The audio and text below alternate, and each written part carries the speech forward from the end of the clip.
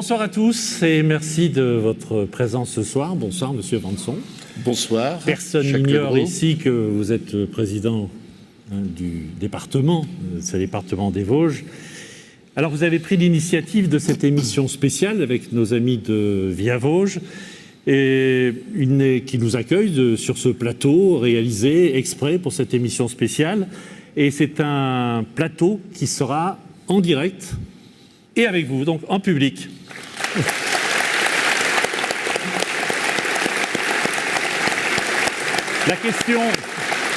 La question que chacun peut se poser, c'est pourquoi une telle émission ? Bon, alors, pour imaginer simplement tous ensemble et avec les acteurs qui vont se succéder sur ce plateau, ce que doit être le département des Vosges dans 10 ou 20 ans. Mais 10 ou 20 ans, hier c'était dans longtemps, aujourd'hui c'est demain. Donc il y a urgence.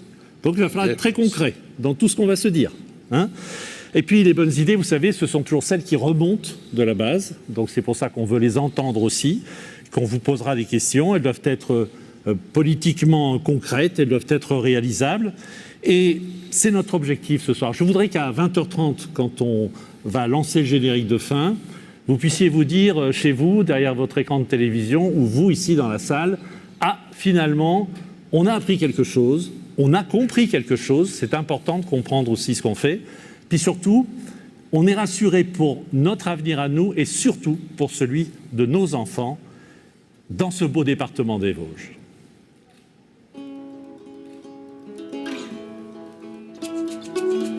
C'est bon ? Oui.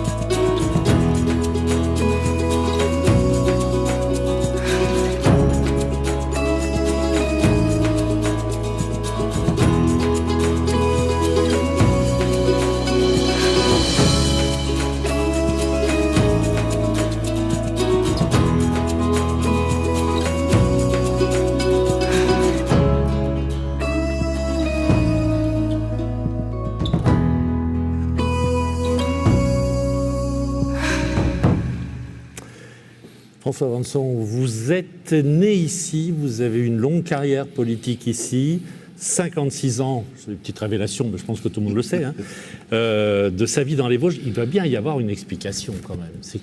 Quelle est la raison ? Eh bien, je suis né dans les Vosges, déjà tout bêtement, et ensuite je m'y suis plus.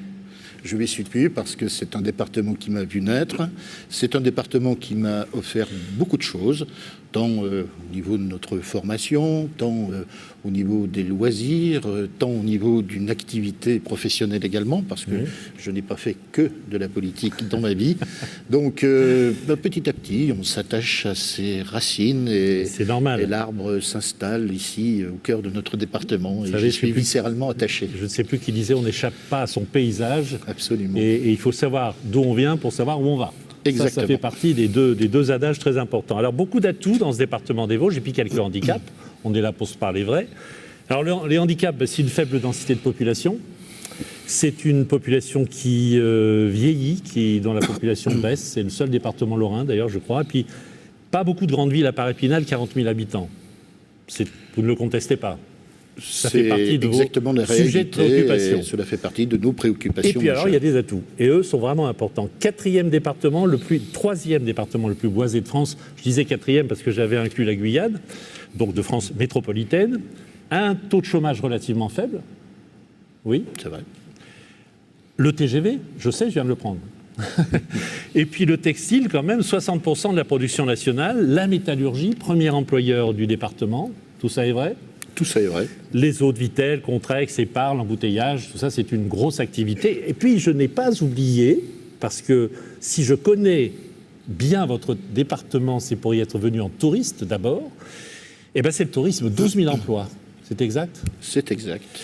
Alors, finalement, qu'est-ce qui nous manque ? Est-ce que ce n'est pas simplement une image forte, une image reconnue par tous, que ce soit au sein des territoires vosgiens, que ce soit en France et même ailleurs dans le monde, hein. Et est-ce que ça n'est pas ça l'objectif du slogan « Je vois la vie en Vosges », qui est d'ailleurs très chouette. Je ne sais pas qui l'a trouvé, mais bravo. Est-ce que c'est pas ça le but ultime ? Alors c'est exactement ça. Vous avez fait un constat qui est tout à fait réaliste. Notre premier souci, c'est effectivement la démographie. Alors on essaye d'y travailler, et un des leviers pour pallier à cette difficulté consiste à travailler l'attractivité de notre département. C'est le vrai sujet, et depuis 2015, nous déployons beaucoup d'efforts, notamment avec notre marque territoriale, les partenariats également que nous engageons avec différents partenaires, différentes entreprises, différentes associations. Donc l'idée, c'est que l'on parle des Vosges de façon positive. Et petit à petit, l'oiseau fait son nid, ça avance, mais le chemin est encore long. Alors nos atouts, vous l'avez dit, nous avons une filière forestière qui est tout à fait remarquable. En production, nous sommes la première forêt de France. Ensuite, il y a toute une filière qui en découle avec des emplois, également l'université avec l'ENSTIB, une école d'ingénieurs. Bref, nous avons tout le panel. Ensuite, nous avons un tissu industriel qui est très varié. Oui.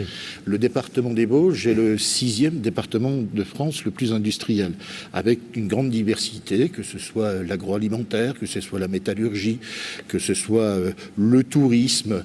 Bref, un panel d'activités qui est tout à fait considérable. Donc l'idée consiste à mettre en avant tous ces acteurs et à déployer des synergies entre tous ces acteurs économiques. Et petit à petit, on va gagner. C'est ce qu'on va faire ce soir, et je vous assure qu'on va gagner. Et on va commencer par aborder un des premiers sujets dans un plateau, et je vous présente les invités dans un instant.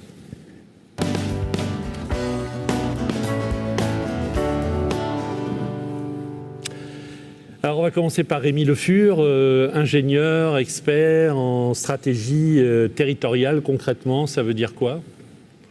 Ça veut dire qu'au quotidien, je m'intéresse au territoire et à ce qui se passe sur les territoires, à leur dynamique, à ce qu'on peut faire aussi en termes d'action publique, de politique, à ces acteurs. Mathieu Collin et Jean-Louis Rodier. Alors vous faites partie, vous êtes tous vous deux, vous n'êtes pas à côté. Vous faites partie de ce qu'on appelle le panel citoyen. Alors qu'est-ce que c'est que le panel citoyen ? Je l'explique en 2 mots. C'est une initiative qui a été lancée en octobre 2018 par un appel à candidature dans Vosges Mag. 34 citoyens, dont vous, ont été tirés au sort sur 200 candidats. Le but finalement, c'est que vous donniez votre avis sur les politiques publics, des avis qui sont évidemment consultatifs. C'est un peu la démocratie directe.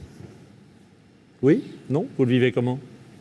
On le vit en tant que citoyen, donc une action vraiment citoyenne de ma part, de pouvoir déjà connaître le département et ce qu'il fait, parce que c'est vrai que c'était important, et puis de donner mon avis, d'avoir peut-être un regard différent de ce que peut avoir nos politiques, et d'avoir un regard terrain sur la vie des Vosges. C'est votre cas ? Oui, c'est tout à fait mon cas, effectivement. C'est apporter une vision avec nos mots de citoyens, c'est très important, et s'inscrire dans une histoire collective, ça me semble très important. Les mots de citoyen, ça compte quand on est président ? C'est fondamental. Alors, je voudrais juste apporter une précision. C'est que le panel citoyen est né du processus que nous avons mis en place d'évaluation de nos politiques publiques. On engage des politiques, mais au bout d'un moment, on fait le point, on regarde si ça fonctionne ou si ça ne fonctionne pas. Donc le rôle du panel citoyen a un double rôle, si je puis m'exprimer ainsi. Tout d'abord, évaluer nos politiques, mieux connaître notre institution, parce que c'est souvent ressenti comme une sorte de boîte noire, on ne sait pas toujours trop ce qui s'y passe, alors que les domaines d'intervention sont très vastes. Et ensuite, on ne va pas s'arrêter là, c'est co-construire notre projet pour les Vosges versus 2030. Et là, nous aurons à vous solliciter pour nous faire part d'un certain nombre d'idées, de propositions. Mais in fine, il appartiendra bien sûr à l'Assemblée délibérante de prendre des décisions. Et de délibérer et de décider. Voilà. Décider. Donc, vous avez encore du pain sur la planche, messieurs, si je puis dire. Clément Vidal, vous êtes un petit peu notre philosophe ce soir. Vous resterez avec nous pendant toute l'émission, un peu comme François Avançon. Vous interviendrez évidemment quand bon vous semble. Mais ce que moi j'attends de vous, c'est un regard différent sur ce qui va être dit pendant ces plateaux. Donc je compte sur vous. Vous aurez un peu le mot de la fin, peut-être même le mot du bon sens dans tout ce que vous aurez entendu. Et puis, à vos côtés, Ombeline Vandamme. Bonsoir Ombeline, vous êtes étudiante à l'école de l'image d'Épinal. Alors, l'école supérieure des arts de Lorraine, plus exactement. Voilà. Alors là, je fais profil bas. Vous me redirez ça tout à l'heure, que je le note, que je ne redise pas l'image d'Épinal. Voilà. Bon, d'accord. Alors vous avez tout naturellement le regard de la jeunesse, n'est-ce pas ? Et ce qui vous intéresse en premier, c'est quoi ? Dans une émission comme celle-ci, qu'est-ce que vous avez envie d'entendre et de comprendre ? Moi, du coup, je suis pas vosgienne, je suis venue pour la formation qui est délivrée. Personne n'est parfait, hein. Vous savez, c'est pas grave. Merci. Et du coup, c'est un territoire que j'ai découvert durant mes 3 années à l'ESAL. Qu'est-ce que vous en pensez ? Alors, j'ai beaucoup apprécié. Vous aimez ? Oui, évidemment, l'accueil vous allez vosgien, rester. comme on dit. En tout cas, je compte bien revenir, parce que essayer, c'est adopter. Voilà. Voilà. Vous avez tout ce que vous avez dit tout à l'heure, vous avez déjà une première réponse qui va dans le bon sens. Et vous avez envie de travailler dans quoi exactement ? Alors moi, je fais plutôt de la peinture et de la vidéo. Et c'est une école qui est orientée autour de l'image et de la narration. Et du coup, ce que j'aimerais développer, c'est continuer à peindre, faire de la vidéo, peut-être même mixer les deux médiums. Et ici ? Travailler ici ? Peut-être. Peut-être, revenir si dans le cadre de... Si vous avez la possibilité de le faire, vous exactement. le ferez. Dans le cadre de résidence artistique, par exemple, oui. Résidence artistique. Première idée, on peut noter. Voilà. Je mettrai le nom de l'école aussi après. La confiance en soi et en son territoire, c'est un peu le thème de cette émission, hein, sauf que la confiance en soi, l'amour de son territoire, c'est pas quelque chose qui se décrète, c'est quelque chose qui se construit et qui se vit. Alors on fait comment ? Bien déjà, il faut être bien conscient et bien connaître de tous les atouts dont nous disposons dans notre département. C'est la première chose. Ensuite, il faut avoir confiance et il faut avoir de l'enthousiasme également. Confiance dans l'avenir, de l'enthousiasme, car en matière d'enthousiasme, 1 + 1 ne fait pas 2, mais fait 3. Donc on crée un mouvement. Et ce mouvement permet d'accompagner nos entreprises, les initiatives locales et tout simplement de se sentir bien dans notre département. Et pour ça, nous allons cadrer les choses pour co-construire ensemble un projet d'avenir pour notre département qui sera très vaste. Culture, sociale, bien sûr, le numérique, l'économie, bref, autant de le sport, autant de panels qui constituent un département et qui sont autant d'atouts pour ce département. Alors Rémi Le Fur, est-ce qu'on peut faire tout ça d'un coup ? Est-ce qu'on peut tout faire en même temps ? La démarche, elle va prendre un petit peu de temps, et je pense que ce temps, il est nécessaire aussi pour que tout le monde s'approprie la réflexion, partage effectivement des éléments de diagnostic. Est-ce que nous sommes tous d'accord sur les atouts, les faiblesses aussi, on en a évoqué quelques-unes, et puis surtout réussir à se mettre d'accord sur la direction à prendre pour essayer de tous tirer dans le même sens, et pour réussir à arriver à ça, effectivement, il faudra qu'on prenne un petit peu de temps pour réfléchir collectivement. Vous avez entendu les atouts du territoire, vous êtes d'accord avec ce qui a été décrit en gros, hein, évidemment ? Oui, il y en a un certain nombre qui ont été évoqués, je pense qu'on ne les a pas tous évoqués. Et puis, réfléchir à l'avenir du territoire, c'est effectivement réfléchir aux atouts, aux opportunités qui peuvent se présenter demain, mais également aux handicaps, aujourd'hui, pas les éluder, mais en avoir pleinement conscience. L'évolution des territoires est de plus en plus rapide aussi. On est dans une espèce de phénomène d'accélération assez important qui s'illustre par exemple à travers les déplacements. On se déplace de plus en plus vite d'un bout à l'autre du département, mais aussi d'un bout à l'autre du territoire. De plus en plus de choses se déplacent, les flux augmentent, flux de capitaux, flux de personnes, flux de biens et de services. Ça s'appelle la mondialisation. Mais est-ce que cette mondialisation doit faire peur? Parce que la mondialisation, c'est une chose, on en parle beaucoup, c'est un mot qui veut tout dire et rien à la fois. Et on s'aperçoit que plus le monde est vaste et large, plus on a besoin d'être de quelque part. Et être d'ici, c'est déjà avoir beaucoup de chance. Et être d'ici, le revendiquer, c'est avoir une vision de la mondialisation qui fait moins peur, peut-être. Vous êtes d'accord avec ça? Alors la mondialisation, c'est pas que des flux qui se passent au-dessus de nos têtes. La mondialisation, ces flux, ils atterrissent de temps en temps sur les territoires. Et ils atterrissent préférentiellement au sein de métropoles. Et ça déclenche en chaîne à son tour un certain nombre de flux. Et même si le département des Vosges ne compte pas de métropole, il y en a qui est pas loin, mais cette métropolisation impacte aussi le territoire. Est-ce qu'il faut en avoir peur ou pas? Il faut en tout cas le prendre à bras-le-corps. Cette métropolisation, elle est source aussi bien d'opportunités qu'effectivement de menaces, de risques de déménagement des territoires. Mais dans tous les cas, ça génère et ça peut enclencher de réelles complémentarités entre les différents territoires. Vous savez, si vous mettez une ville sous cloche, elle n'a pas 24 heures d'autonomie pour se nourrir, pour respirer, d'un point de vue énergétique. Et le fonctionnement du centre des métropoles, il est aussi permis par son environnement. Un certain nombre de personnes qui travaillent au cœur des métropoles habitent dans les territoires environnants. Un certain nombre de personnes qui travaillent à Nancy habitent dans les Vosges, par exemple. Donc il y a des complémentarités. Et il faut en avoir conscience, essayer de réfléchir collectivement à ce qu'on veut faire. Est-ce qu'on peut marier la ville et la campagne? Mais elle est déjà mariée. Combien d'entre nous habitent à la ville et travaillent à la campagne? Combien d'entre nous habitent à la campagne et travaillent à la ville? Voilà, quand nous mangeons en ville, ça vient bien souvent de la campagne. Et ça, c'est peut-être aussi un problème de mobilité, mais ça, on va en parler après. Si vous aviez 2 ou 3 arguments à donner à Ambeline pour lui dire de venir et de rester travailler ici après son école de... L'école supérieure des arts de Lorraine, à Épinal. Voilà. Dites-lui. Merci. Alors, je pense qu'en tout cas, il y a un certain nombre d'évolutions qui faciliteront ça. Et je pense notamment à l'aménagement numérique, avec le développement des outils numériques, les possibilités de travailler à distance.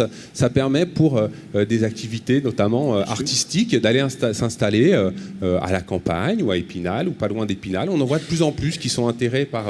la vie au grand air, cette qualité de vie. Et il y a des possibilités qui existent, certains s'en servent déjà, ce sera peut-être le cas, il y en aura d'autres, et c'est vrai que les Vosges présentent aussi d'autres atouts. Mathieu Collin, Jean-Louis Rodier, qu'est-ce qu'on peut faire pour que les habitants s'approprient les projets? Que ça ne leur tombe pas comme ça sur la tête venue du ciel ou du président du département? Je dirais que faire comme j'ai pu faire, c'est-à-dire me porter candidat au panel citoyen, je crois que c'est une bonne manière de connaître ce que peut faire le département et puis de le partager, puis peut-être aussi de l'amender par rapport à nos réflexions. Donc c'est ça, et puis je pense, je suis dans une association caritative, c'est aussi peut-être donner du temps dans des associations caritatives au niveau Vosges, ou enfin associations diverses, et se donner du temps. Je ne suis pas vosgien d'origine. Vous non plus, mais il y a personne n'est parfait ici. Je suis du territoire de Belfort, donc j'ai passé les Vosges, mais voilà, donc je pense que c'est une implication, et puis il ne faut pas avoir peur. Je pense que chacun à son niveau est capable d'amener quelque chose au département. Alors autour du département des Vosges, il y a le reste de la Lorraine, évidemment. Il y a l'Alsace, il y a la Franche-Comté, Champagne-Ardenne, pas très loin il y a l'Allemagne, pas très loin il y a la Suisse. Comment est-ce qu'on peut trouver sa place, sa juste place au milieu de toutes ces, comment les appeler, de toutes ces places fortes? C'est mieux d'être au centre. Ah ça c'est vrai, ça vous êtes au centre. C'est vrai. Et même au centre de l'Europe d'une certaine façon. C'est un point qui est positif pour nous. Et ensuite, comment trouver notre place? C'est, je pense, une démarche fondamentale aujourd'hui, c'est de nous rassembler. Rassembler les collectivités, rassembler les porteurs de projets, rassembler tous ceux et toutes celles qui ont envie, comme vous, de donner de leur temps pour apporter quelque chose à la société et à notre département. L'unité est fondamentale. Aujourd'hui, on n'a plus les moyens de perdre son temps dans des disputes, dans des discordes, ou bien alors de superposer un certain nombre de moyens. Il faut aller à l'essentiel. Donc le département a déjà travaillé dans ce sens-là, avec notamment la contractualisation avec les collectivités, par exemple, ou les tissus associatifs. Donc nous sommes dans une logique de rassemblement et d'unité. Ensuite, pour trouver sa place, il faut toujours, et avoir ça en tête, travailler l'attractivité de notre département. Mais c'est une compétition ou c'est pas une compétition? C'est pas une compétition, on essaye de bien faire les choses ici, et on n'est pas forcément sur une piste d'athlétisme ou ailleurs, non. On essaye d'apporter des projets qui répondent aux attentes de la population. Alors, tout à l'heure, on a parlé de métropolisation. C'est vrai que c'est un vrai sujet à l'échelle de la société. Mais je pense que la métropolisation par excès va créer, on le sent déjà, des tensions très fortes au sein de notre société. Et je pense qu'avec les nouvelles technologies, et nous avons fait des efforts considérables en matière de numérique, et on avance de façon significative, et bien avec le numérique, il va y avoir de nouveaux métiers et de nouvelles pratiques qui vont se déployer, notamment dans le monde rural. Ensuite, nous avons aussi des politiques d'aménagement du territoire à engager. Je pense notamment à la revitalisation des bourgs-centres. Là encore, nous sommes rassemblés avec les collectivités, avec l'État, avec le département, pour qu'ensemble, on bâtisse des projets pour revitaliser nos bourgs-centres, ce qui est aussi un point très important pour aussi apporter des soutiens en matière de services publics, par exemple. Donc c'est tout un ensemble, c'est un patchwork où il faut bien positionner correctement les morceaux du puzzle. Vous avez le sentiment, vous aussi, Rémi Le Fur, que les centres-villes retrouvent tout leur attrait, leur intérêt, alors que pendant longtemps, ça a été la périphérie des villes? Eh bien, on constate encore ce phénomène d'attractivité des périphéries qui sont bien toujours là. Combien de communes voir leur cœur mourir, hein, et avoir des taux de vacances, des logements fermés importants. La tendance a l'air de s'inverser quand même maintenant. Alors elle s'inverse, mais pas partout. Mais c'est vrai que c'est une vraie question. Des fois, il est plus facile d'aménager en périphérie des communes avec un lotissement plutôt que de conduire des opérations de reconquête de logements vacants. Oui. C'est compliqué. On a affaire Attention à votre main. Oui. À de nombreux propriétaires. Oui. Donc le phénomène peut commencer à s'inverser à un certain endroit, mais ce n'est pas encore complètement généralisé aujourd'hui. Alors, qu'est-ce que vous en pensez de tout ce qui s'est dit là, Clément Vidal? Il y a plein de choses très justes, bien sûr. Moi, ce que j'aimerais ajouter, c'est peut-être un parallèle entre avoir confiance en soi et avoir confiance en son territoire. Pour vous, c'est pas la même chose? Non, parce que c'est la confiance en soi. Quand on a confiance en son territoire, on commence un peu à avoir confiance en soi. On se dit qu'on finalement, on vit à un endroit qui nous correspond et dans lequel on est bien. Donc, si on est bien, on a un peu plus confiance en soi. Oui, c'est relié, mais la confiance dans le territoire, c'est surtout un réseau de confiance entre les différents acteurs qui va permettre de fluidifier les interactions, donc de limiter les frictions, les conflits, et qui va permettre de construire ensemble. Et pareil, la confiance en soi, c'est qu'on a des bonnes bases pour se sentir bien psychologiquement, et donc pour interagir avec les autres, et pour aussi être attractif par rapport aux autres. Et peut-être qu'on peut faire un parallèle aussi avec un territoire où il y a un bon réseau de confiance. Il va aussi être attractif pour créer des liens avec d'autres territoires ou à l'international. Alors, la confiance dans le territoire, ça c'est vous tous, et la confiance en soi, c'est Ombeline. Et la confiance en elle, Ombeline. C'est un bon exemple. Oui. Dans son école. Ah oui, en mon école, complètement. Oui. Non, mais oui, effectivement. Non, parce que vous avez confiance. Parce que on entend trop souvent à la télévision, notamment, des jeunes gens, j'aime pas le mot jeune, donc des jeunes gens, des jeunes filles qui n'ont pas confiance en l'avenir, ne regardent pas loin, sont dans une situation de repli. Ça n'a pas du tout l'air d'être votre cas. Non, à l'école, au contraire, on nous encourage vraiment à regarder plus loin, à aller voir au-delà aussi, rien que de notre cursus. Et puis notamment aussi on a beaucoup de partenariats, on a des projets professionnels. Du coup, par exemple, on a pu faire des expositions. On en a déjà fait justement dans le territoire à Gérardmer, à Golbet ou avec les jardins de Cocagne, etc. Et du coup, c'est aussi des choses qui nous permettent Vous avez d'avoir des confiance en expériences. l'avenir? Bah oui, ma foi. Oui. Bah, c'est très bien. Eh bien, bravo. On va vous applaudir. Tiens, on va tous vous applaudir. Très bien. Et puis, dans un instant, eh ben, on va parler de mobilité, on va parler d'environnement aussi. Et vous restez là parce qu'on a plein de choses à vous demander, hein, Président.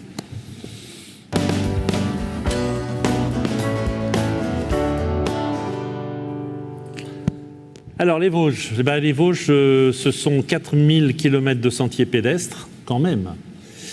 Un parc naturel, hein, celui du Vallon des Vosges, 6 réserves naturelles, la Moselle, la Meurthe, la Saône, qui prennent leur source sur le territoire vosgien, 4 stations thermales, c'est pas rien, sans compter la forêt, hein, on ne va pas redire, le 3e département le plus boisé de France métropolitaine et le premier en exploitation, en production de bois.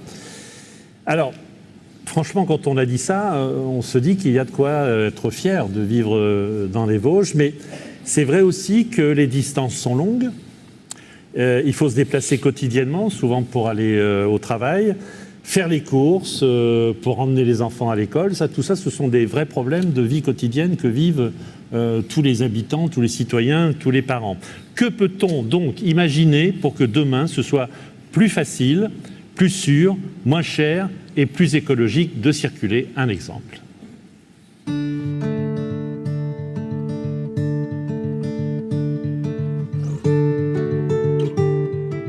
Tous les matins, dès que la météo le permet, je prends mon vélo depuis mon domicile et je me rends à mon travail sur Épinal, donc ce qui représente environ une vingtaine de kilomètres.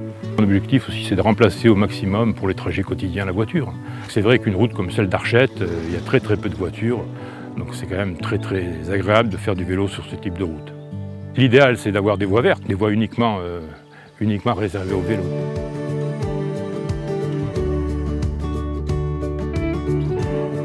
Ici, nous sommes sur une ancienne voie de chemin de fer qui n'est plus utilisée depuis maintenant des années.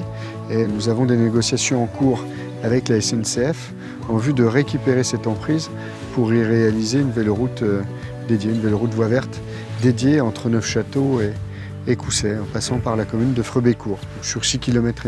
Je pense qu'il faudrait développer ce type d'équipement pour pouvoir faire du vélo de manière plus tranquille, notamment si ceux qui font des vélos en famille, avec des jeunes enfants, il faut quand même pouvoir sécuriser les choses.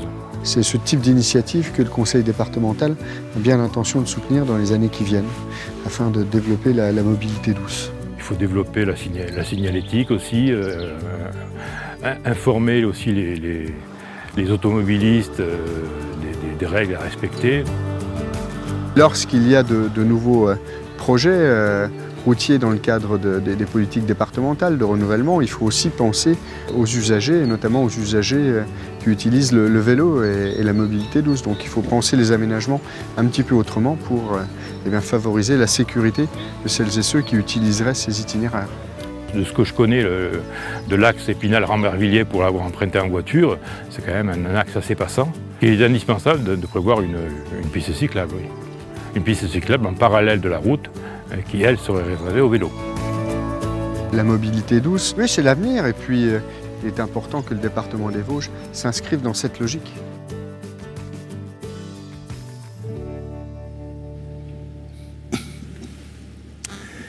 Nous ont rejoint sur ce plateau Hélène Le Thénault, bonsoir. Vous êtes ingénieur des ponts et chaussées. Vous faites tout plein de choses. Hein. Vous co-dirigez le cabinet conseil Auxilia qui accompagne les entreprises et les territoires dans leur transition écologique. Vous dirigez aussi le pôle transition écologique du groupe SOS. Alors, c'est une organisation spécialisée dans l'entrepreneuriat social, en clair. Tout à fait. Alors effectivement, c'est un groupe qui est présent un petit peu partout en France et qui avait des activités plutôt sur la santé et le social. Et il y a 3 ans, on a créé des activités de transition écologique pour 2 raisons, qui est on peut difficilement traiter l'urgence sociale en aval sans se préoccuper de qu'est-ce qu'on peut faire en amont pour éviter que les personnes se trouvent en situation de difficulté, et aussi parce qu'il y a un lien entre la santé et l'environnement. Et ça, c'est un point qui nous tient à cœur, c'est de dire, finalement, la santé, c'est aussi l'alimentation, et donc c'est l'agriculture, et donc c'est le vivant. Donc il y a tout un ensemble. Tout est environnement. Tout est environnement, puisque c'est notre maison commune et toutes les activités. Mais tout n'est pas écologie. tout n'est pas écologique aujourd'hui. Alors, c'est un peu sur ça que je voudrais effectivement préciser quelques points. Et on va y revenir, hein. Ouais, mais je voulais ensuite, déjà oui. avoir votre avis là-dessus. On est bien d'accord. L'environnement est au cœur de beaucoup de choses aujourd'hui. On est obligé de considérer l'environnement dans Et puis lequel on surtout vit. dans les Vosges, quand Oui, même. particulièrement. N'oublions pas les Vosges, le massif. Et- Bien sûr. Et d'ailleurs, on est souvent, nous les journalistes, on fait souvent la confusion, mea culpa, hein, entre les Vosges, le département, les Vosges, le massif. Il faut qu'on précise. Alors, à vos côtés, il y a Thierry Moureau. Alors, Thierry Moureau, vous êtes agriculteur à Moncel-sur-Vert, 207 habitants, je ne sais plus. 250 habitants, pas loin. Vous voyez, vous disiez que les... Mais non, pas chez monsieur, pas à Moncel-sur-Vert. C'est pas très loin de Don Rémy-la-Pucelle, on est bien d'accord? Juste en face. Situer ceux qui ne seraient pas vosgiens, n'est-ce pas? Et vous faites, si je puis me permettre, vous faites le plus beau et le plus difficile des métiers du monde. Le plus beau parce que vous nous nourrissez, et que sans vous, on meurt de faim. Et le plus difficile parce qu'aujourd'hui, vous avez des contraintes économiques, des contraintes environnementales, et avec ça, il faut vivre. Et ça, c'est pas gagné. Vous êtes d'accord? Oui, c'est un combat de tous les jours, on va dire. C'est vrai que on a deux choses pour lesquelles on est sans cesse en train de se battre. La première, c'est d'essayer de sortir du revenu avec des conditions météo. On va en parler, je pense, tout à l'heure, puisque c'est le thème de cette table ronde. C'est la transition écologique, donc avec le réchauffement climatique qui ne nous aide pas dans nos travaux au quotidien. Et puis la deuxième chose, effectivement, c'est la société, j'allais dire, qui n'est pas toujours reconnaissante du travail. Elle n'est pas reconnaissante et en plus, elle est exigeante. Voilà, c'est un peu ça. Et elle veut tout. Elle veut tout pour rien. Et tout, hein, tout en même tout temps. pour pas cher. Elle veut le prix pas cher et elle veut la qualité au top. Voilà, c'est Et là, on exactement. fait comment, c'est bien résumé. Mais on fait comment? On va essayer de faire prendre conscience aux consommateurs et aux citoyens que la nourriture, ça a un coût. C'est un coût. Alors vous parliez tout à l'heure de l'environnement. Si on veut avoir des produits de qualité tout en respectant l'environnement, forcément il y aura un prix à payer. Pour vous, l'environnement, c'est une nouvelle chapelle ou c'est une logique Non, bon sens? alors moi, ce qui me concerne, donc je suis agriculteur depuis 1997.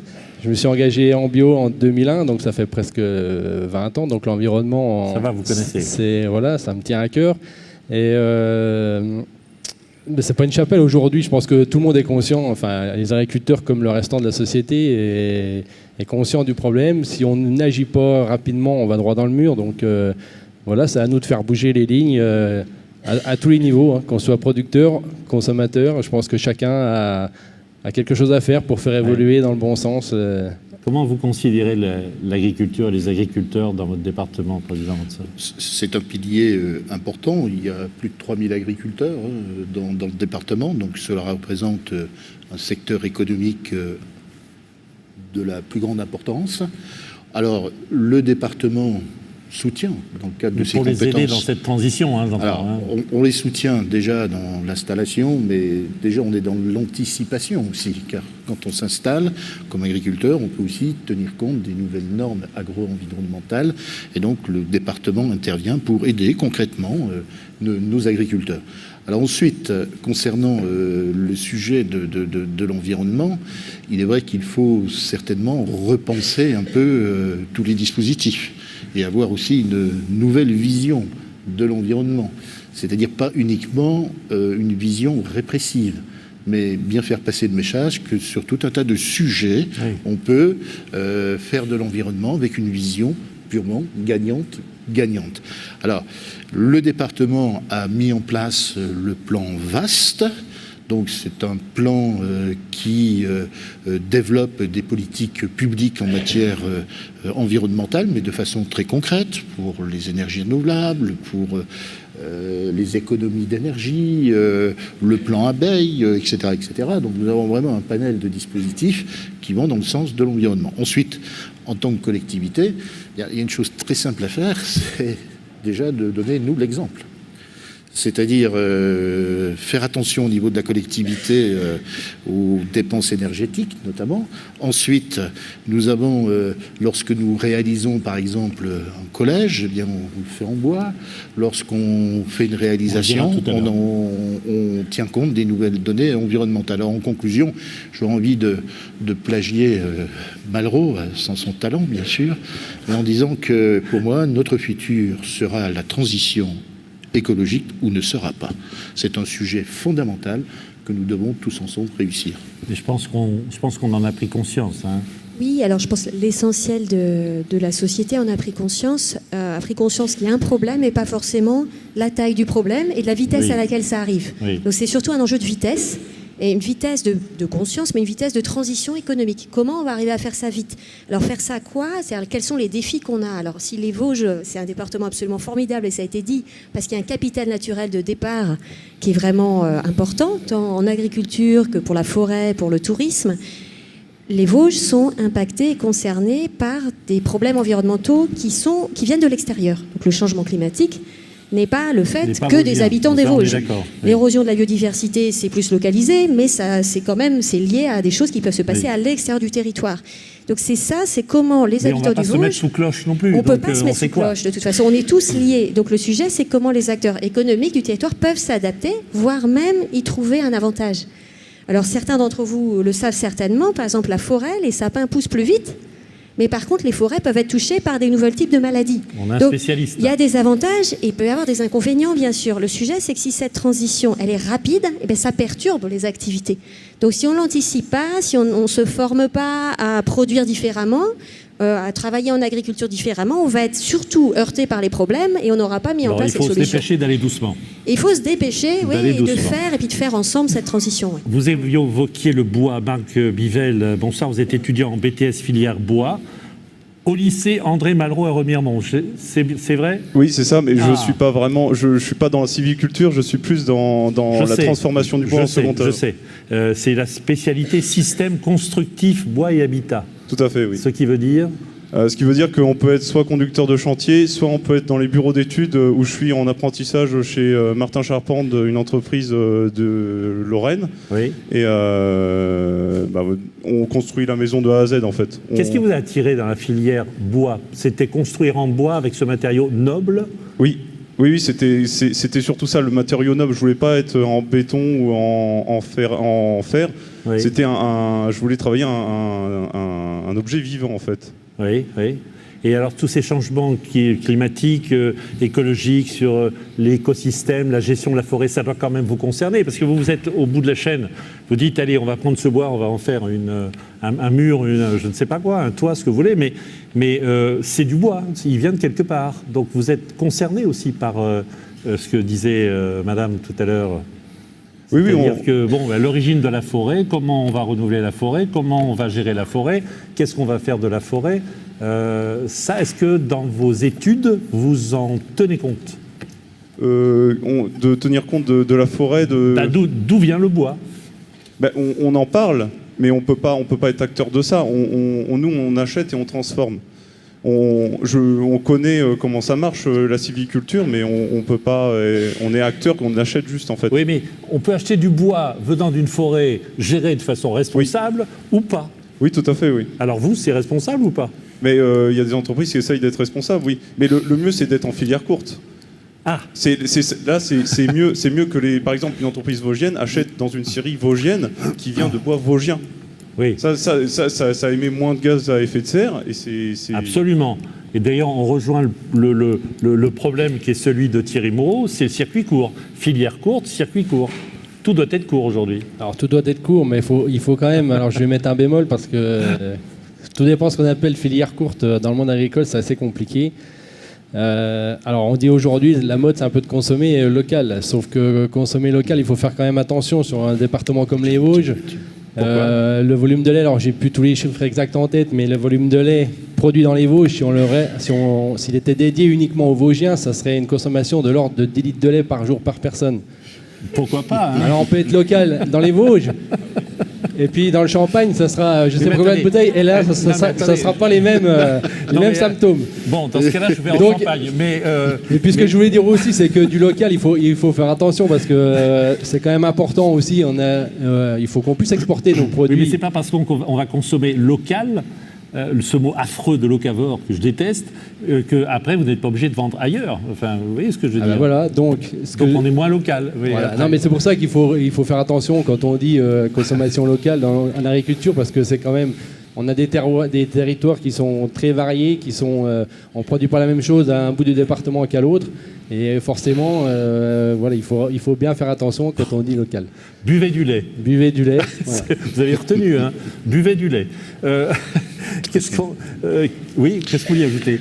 Oui, pour abonder dans le sens de l'intervention de notre ami Thierry, le département s'est engagé dans la plateforme AgriLocal. Alors c'est certes un départ. Bon, dans le cadre de nos collèges, nous fournissons 1 million de repas tous les ans à nos collégiens. Et donc grâce à la plateforme AgriLocal qui rassemble 55 producteurs, nous alimentons nos collèges avec des productions locales. Donc on est dans le circuit court. Cela permet aussi de soutenir la filière et j'ai de bons espoirs que cette filière se développe et qu'on puisse consommer localement avec des circuits courts. Et là, on est dans une démarche gagnante-gagnante parce que la qualité est au rendez-vous. En plus, on peut mener des politiques en matière alimentaire pour éduquer nos gamins à se nourrir correctement.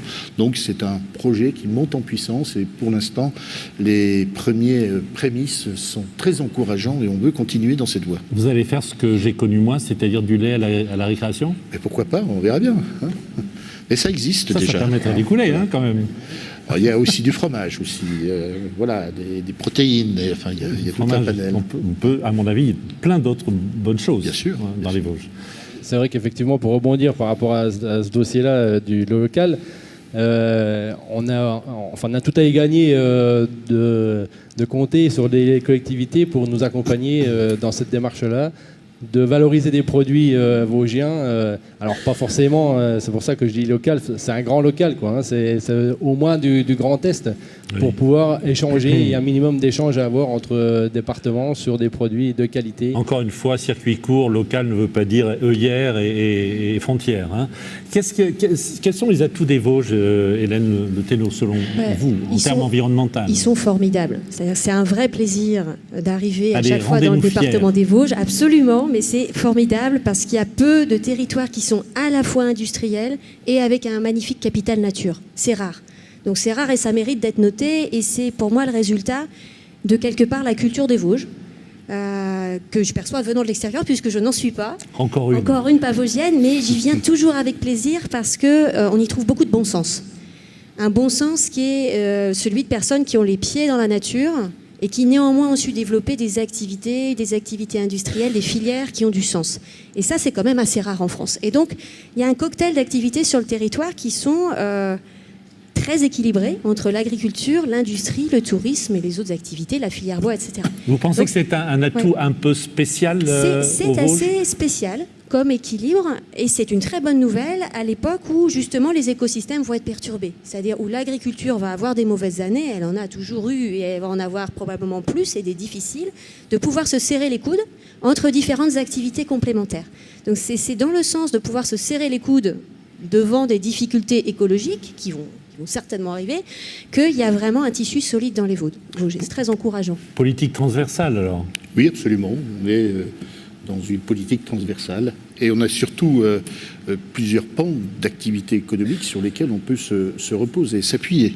Ensuite, on parlait de mondialisation, donc il y a des marchés qui à certains moments fonctionnent mieux que d'autres ou moins bien que d'autres.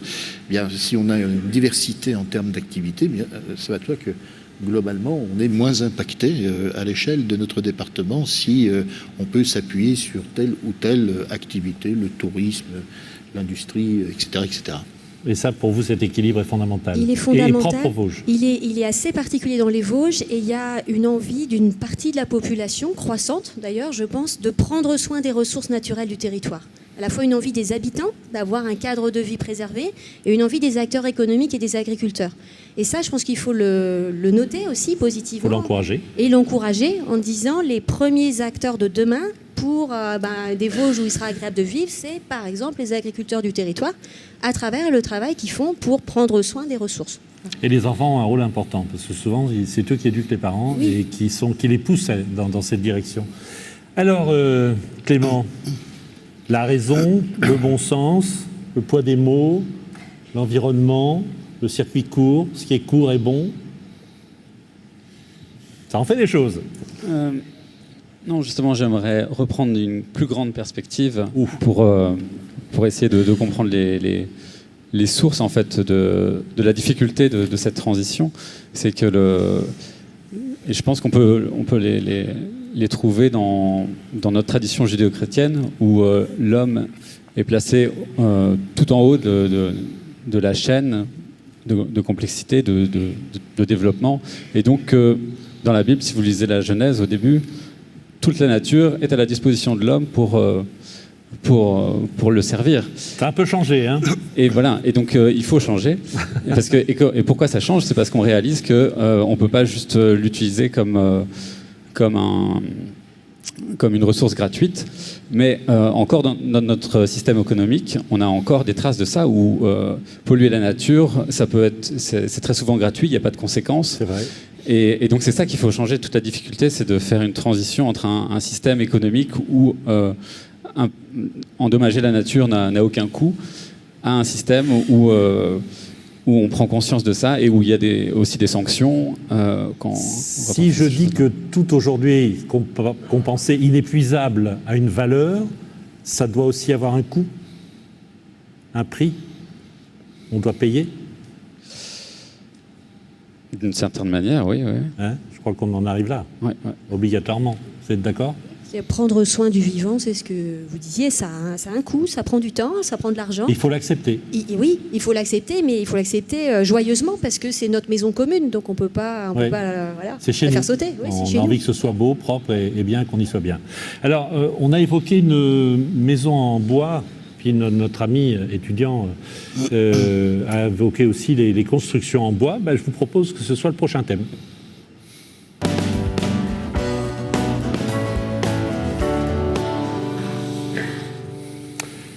Alors, si vous venez de nous rejoindre sur Via Vosges, soyez les bienvenus. C'est une émission spéciale, je vous le rappelle, qui est consacrée à l'avenir du département dans 10 ou 20 ans.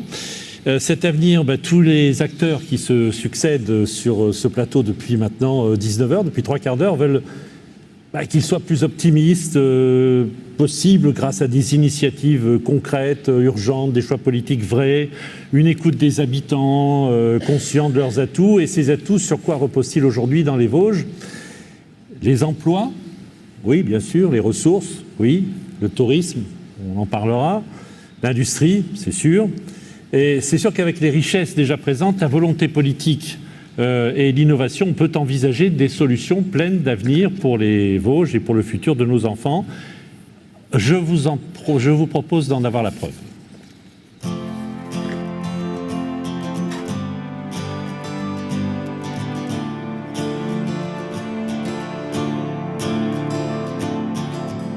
Ce nouveau collège Elsa Triolet fait à peu près 6500 mètres carrés. On a souhaité mettre le bois à l'honneur et le bois qui a été utilisé est essentiellement du bois local, du massif des Vosges.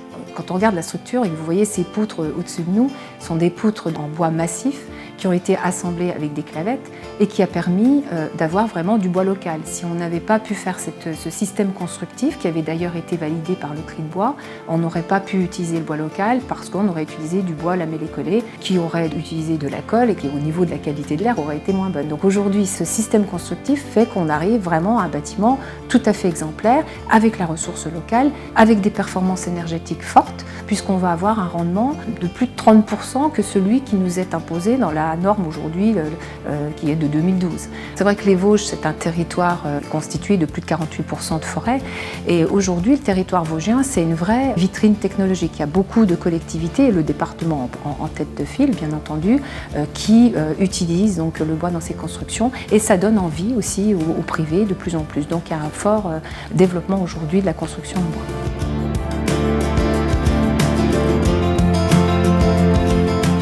Le site de la Chlourde, c'est un site qui a été construit dans les années 1900 et qui était assez vieillissant et qui méritait sur ce site qu'on le transforme, on lui donne une vraie mesure, une vraie dimension, à la fois pour améliorer l'accueil touristique, déplacer cette route qui était en plein centre des différents bâtiments. Et aujourd'hui, nous avons mis en place des méthodes particulières pour faire que notre projet s'intègre parfaitement dans le paysage. Le climat même du col de la Chlourde nous a dicté quelques directions de travail. Il a assez rapidement été exclu, par exemple, la mise en œuvre de panneaux solaires. Par contre, nous avons travaillé sur la géothermie. On a travaillé également sur la récupération des eaux de pluie. 2 importantes citernes de chacune 15 000 litres ont été enterrées devant le bâtiment, sous le futur parvis. Ces citernes vont récupérer l'eau de pluie, qui permettra à la fois d'alimenter les sanitaires du site, mais également d'assurer le rôle de citerne en cas d'incendie. Nous, ce qu'on souhaite, c'est évidemment que ce site renaisse, si je puis dire, et soit vraiment un site attractif de notre territoire vosgien, parce qu'il est emblématique. C'est clair que ce site est emblématique et qu'il a été nécessaire qu'on lui redonne vraiment une vraie valeur sur ce département.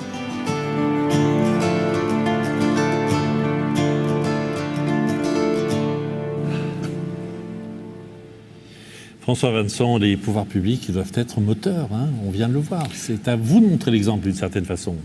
Absolument, et c'est la raison pour laquelle nous sommes engagés, notamment dans le cadre de nos réalisations. Nous avons la maîtrise d'œuvre, la maîtrise d'ouvrage, notamment les collèges. Les collèges, nous allons terminer le collège Elsa Triolet à Cap-Avenir, qui est un collège qui est réalisé entièrement en bois, avec des productions locales, des bois locaux, des entreprises locales également. Ensuite, nous avons le bâtiment du col de la Chlourde, ce col emblématique, col qui délimite la frontière entre le département du Haut-Rhin et des Vosges. Donc c'est un bâtiment qui fait appel bien évidemment à toutes les innovations en matière environnementale, et ce bâtiment va aussi remplir le rôle de vitrine et va être une référence à l'échelle départementale et voire même régionale. Ensuite, au niveau de notre collectivité, j'ai parlé bien sûr des économies d'énergie sur lesquelles nous nous battons en permanence pour essayer d'obtenir les meilleurs résultats possibles, mais aussi notamment on a un parc de véhicules électriques par exemple, donc on a tout un tas de sujets sur lesquels le département s'investit concrètement pour remplir les conditions fixées par cette nouvelle trajectoire de la transition écologique. Avant de présenter les invités qui nous ont rejoints aux côtés d'Hélène Le Thénault, qui est restée avec nous, faut pas que ça devienne une nouvelle religion quand même, l'environnement. Vous évoquiez les voitures électriques, mais on sait qu'elles polluent autrement, les voitures électriques. Alors, ne parlons pas de religion, alors peut-être de philosophie, en présence de Monsieur Vidal. Il nous le dira. On y arrive. Bon, donc il y a des enjeux. Il y a des enjeux. Rien n'est évident, rien n'est simple. Absolument, voilà. Rien n'est évident, rien n'est simple. Mais en matière énergétique, nous sommes aussi dans une phase que je qualifie de laboratoire. Oui. C'est-à-dire, la voiture électrique, c'est encore pas la panacée pour une foultitude de raisons. Au même titre que l'éolien n'est pas non plus une panacée en matière de production énergétique. Mais si nous ne disposons pas d'un parc d'éolien suffisant et notamment le développement de la voiture électrique, je crois que nous aurons du mal au niveau technique et scientifique d'évoluer. Donc je crois qu'il faut s'inscrire dans cette démarche.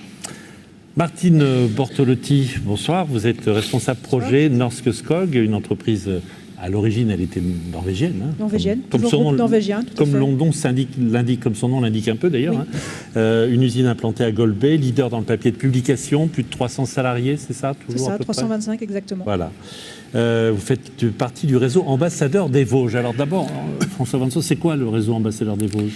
Eh bien, c'est un panel de chefs d'entreprise qui ont accepté d'adhérer à ce réseau d'ambassadeurs. L'idée consiste à vendre le département, donc faire sa promotion, mais aussi de créer des synergies. Car il y a beaucoup d'industriels ou de chefs d'entreprise qui pourraient solliciter des entreprises à portée de main. Et l'idée, c'est de créer un réseau pour que l'on développe une activité vosgico-vosgienne. Donc là encore, on est dans le circuit court et ça fonctionne. On n'est pas obligé d'être né dans les Vosges pour être ambassadeur. Non, on est très... Je peux postuler alors. Absolument, vous serez le bienvenu. Thomas Stener. Alors vous êtes étudiant en BTS aménagement paysager à l'école d'horticulture de Roville-aux-Chênes. C'est Oui, bien ça. cela. C'est ça. Bon, vous vous destinez à quoi exactement? Alors c'est une école qui forme principalement, dans mon cas, donc en BTS aménagement paysager, au métier de paysagiste concepteur. Oui, mais le paysage, vous l'avez là? Oui, mais il reste à travailler.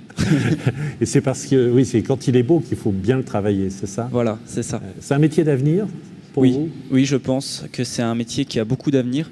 Déjà, c'est un métier qui est en pleine expansion depuis plusieurs années et qui évolue perpétuellement, notamment au rythme du climat, au rythme de l'environnement.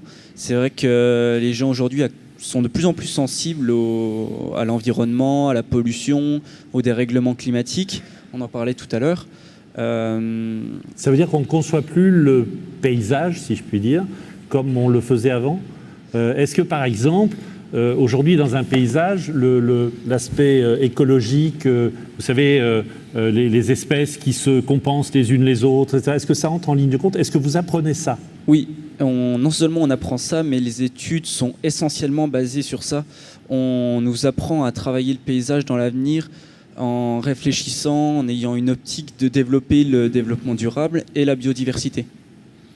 Et ça, c'est quelque chose que vous pensez appliquer au quotidien dans votre métier, dans pas très longtemps finalement, si vous êtes en BTS. Oui. Hein. Vous allez rester ici? Oui, je vais rester ici. Bientôt, je suis d'ici et je resterai ici. On en a un? Non, on en a deux. Ah, deux. Non, je pense qu'Ombeline va trois, rester aussi. vous allez voir. On va s'occuper de son cas, Ombeline. Elle va rester. et pourquoi? Pourquoi, c'est difficile à dire. Je pense que déjà, je m'y sens bien dans les Vosges. Il y a rien. Il est en train de tout dire là. Hein. Bon, après. Il y a rien qui m'oblige à partir d'ici. J'ai globalement tout ce qu'il me faut. D'un point de vue économique, je pense que c'est un département qui va plutôt bien. D'un point de vue naturel, on est loin d'être le pire aussi. Et tout me force à rester ici et à travailler dans les Vosges pour embellir ce département plus que ce qu'il ne l'est encore aujourd'hui. Bien. Ça, c'est de l'enthousiasme. Bravo. Quand on dit que l'avenir appartient aux jeunes, hein, absolument, voilà, il en est la preuve. Martine Bototti, quelle est la plus grande menace pour le papier aujourd'hui? Est-ce que c'est le digital ou l'écologie?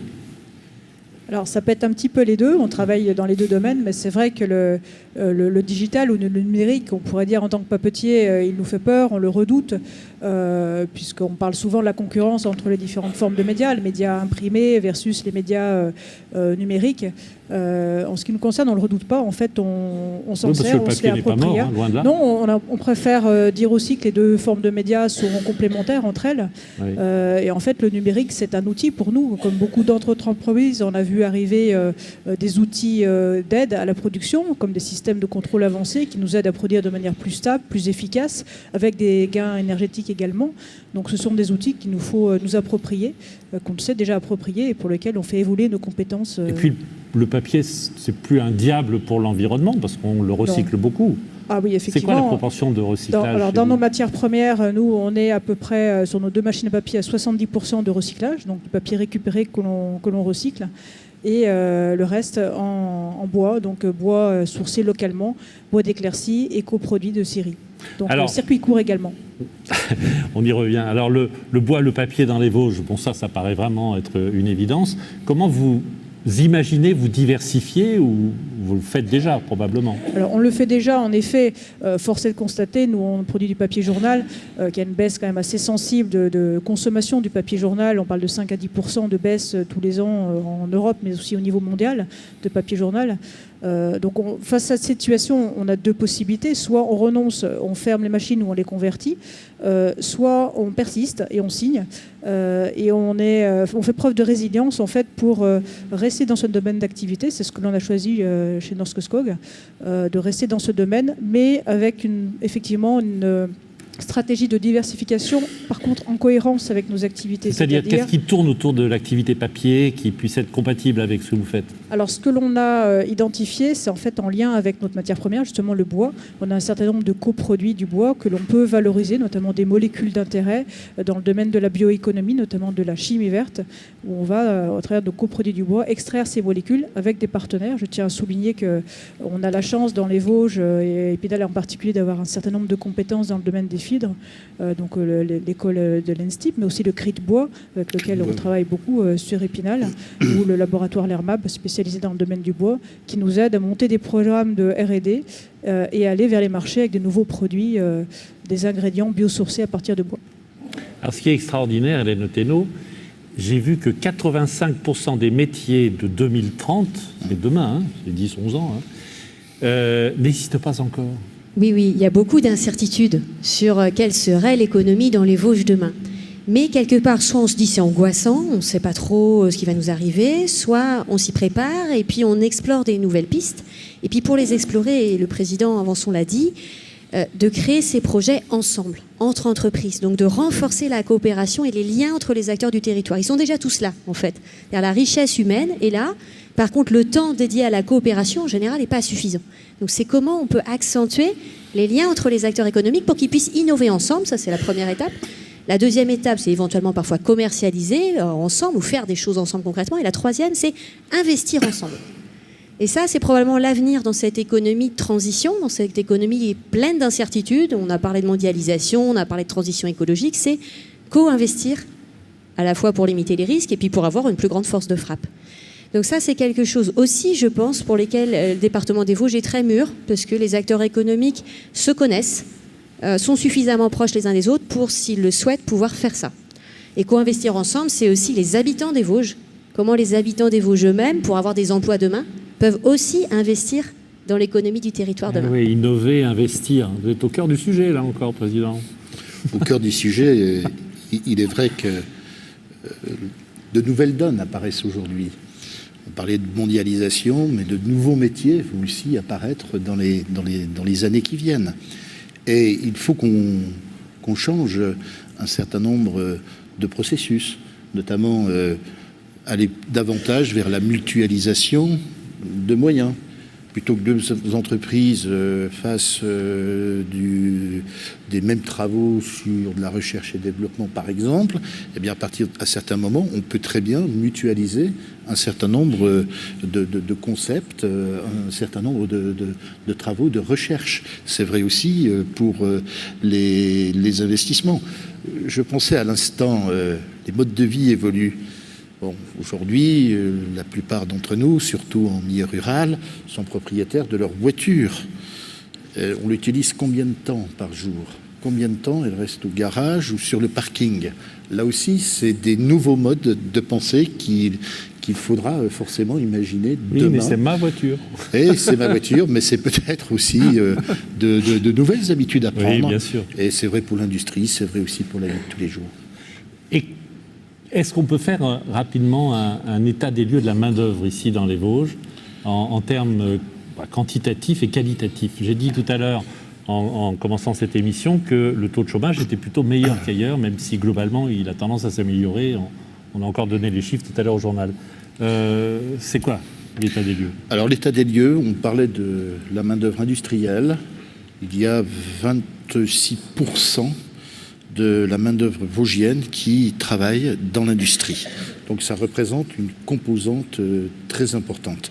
Ensuite, il y a d'autres sujets, d'autres activités. Je pense notamment au tourisme, à l'agriculture. Je pense aussi aux emplois saisonniers qui se développent de plus en plus. Là aussi, il y a des nouveaux métiers ou des nouveaux emplois du temps à imaginer dans chaque carrière professionnelle. Alors là, la qualité de la main-d'œuvre vosgienne est connue et reconnue, car nous disposons de toute une histoire industrielle avec le textile, avec les différentes progressions industrielles que le département a subies ces dernières années. La main-d'œuvre vosgienne est une main-d'œuvre sérieuse sur laquelle on peut compter et c'est un atout aussi pour notre territoire. Encore un de plus. Thomas, vous êtes tout jeune, vous voulez exercer un métier magnifique, paysager, horticulteur. Est-ce que vous imaginez l'exercer toute votre vie? Parce qu'on dit souvent qu'aujourd'hui, il faudra savoir faire 2 ou 3 métiers différents dans son existence professionnelle. Alors j'ai envie de dire que oui, je me vois exercer ce métier toute ma vie, dans le sens où le métier de paysagiste, c'est un métier qui est très, très diversifié. En fait, on a presque l'impression de faire plusieurs métiers à la fois. Le paysagiste, à ne pas confondre avec le jardinier, il va travailler autant le végétal, le métal, le bois, le béton. Et du coup, on est qualifié pour différents travaux et on va pouvoir les associer, les travailler de telle ou telle façon. Et de ce fait, réussir à offrir une grande diversité de travail. Et on a des ressources qui sont quasiment inépuisables dans notre métier pour évoluer tout au long de notre vie et évoluer avec le métier. Et finalement, est-ce que le plus beau, ça n'est pas de puiser dans la tradition et dans la modernité en se tenant au courant en permanence des nouveautés, notamment en matière d'écologie pour la nature. Et c'est là, vous avez un boulevard devant vous, si je puis dire. Oui, exactement. On évolue avec tout ce qui nous entoure et on va s'adapter. En fait, c'est perpétuellement ça, le paysagiste, il s'adapte toujours. Clément Vidal, qu'est-ce que vous pensez de tout ça? Tout d'abord, j'aimerais rebondir sur l'idée du partage de voitures. Et je voudrais souligner que Internet, dans ce cas-là, est un outil formidable pour distribuer les ressources. Bien sûr. Parce que ça permet à chacun de mettre sa maison en location sur Airbnb, de mettre son trajet sur Blablacar pour faire des trajets ensemble. Et donc ça, c'est encore aussi un nouveau mode de pensée et des nouvelles possibilités qu'il faut exploiter absolument parce qu'elles créent des synergies entre les habitants. Et c'est vrai qu'on n'en a pas parlé et ça fait partie des développements pour un département comme le vôtre. Voilà, mais il faut que ça se fasse naturellement. Il ne faut pas être coercitif sur le sujet. Il faut que petit à petit, les populations prennent conscience du fait qu'on a intérêt à agir comme ça. On fait plus d'économies, on est mis au niveau du développement durable pour préserver la nature. Donc c'est toujours cette logique gagnante-gagnante qu'il faut mettre en avant. La solidarité, on n'en a pas encore parlé, mais on va le faire dans un tout petit instant.